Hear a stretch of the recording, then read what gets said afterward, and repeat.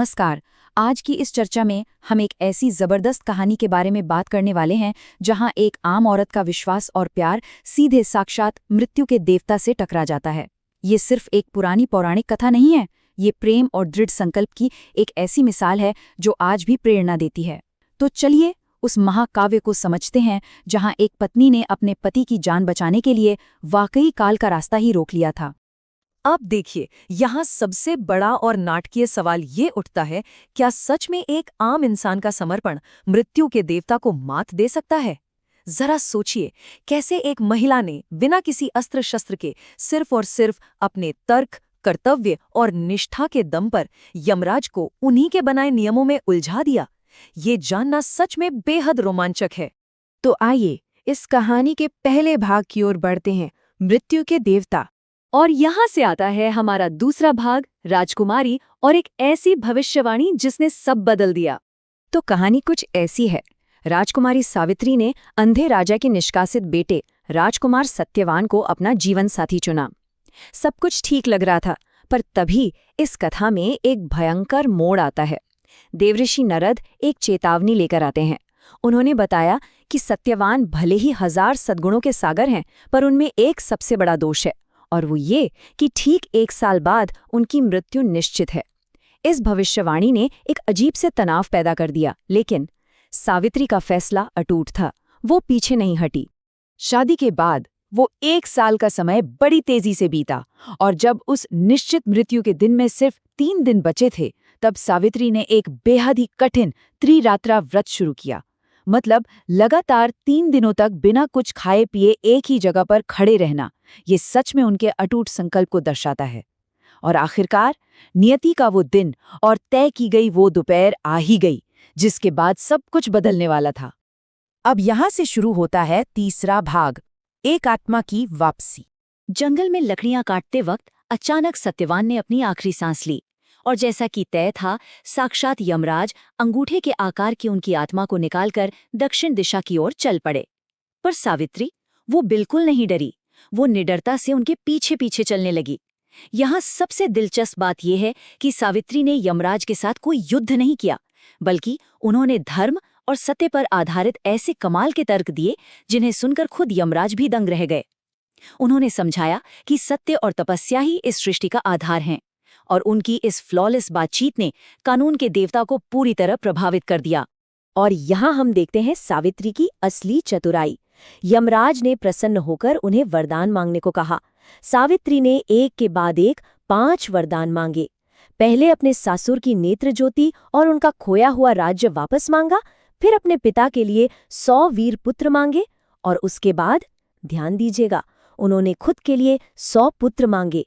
यमराज ने बिना सोचे तथास्तु तो कह दिया, पर वो बुरी तरह फंस गए। एक धार्मिक पत्नी को बिना पति के पुत्र कैसे प्राप्त हो सकते थे? ये एक इतना चतुर तार्किक चाल था कि अपने ही वरदान को सच साबित करने के लिए यमराज को सत्यवान की जान लौटाने के अलावा और कोई रास्ता ही नहीं बचा।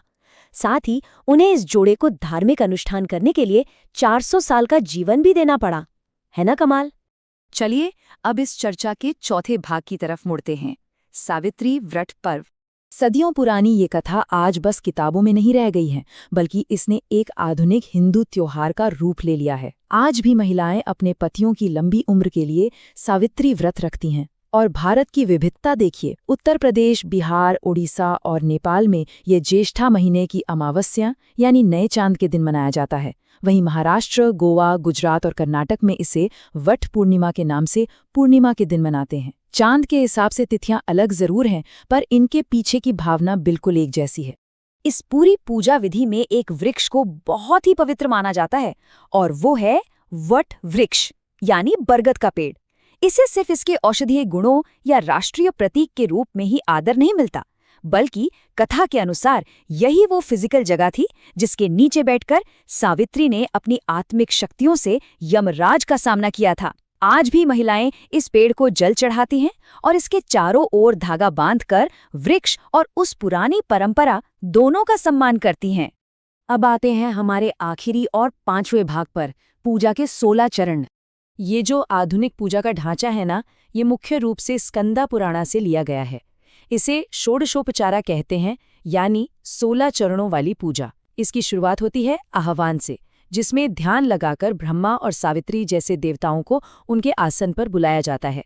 उसके बाद शुद्धिकरण का फेज आता है, जिसमें पैरों और सर धोए जाते हैं और पवित्र जल ग्रहण किया जाता है। अगला स्टेप है श्रृंगार, जहां स्नान कराकर देवताओं को नए सूती वस्त्र और आभूषण पहनाए जाते हैं।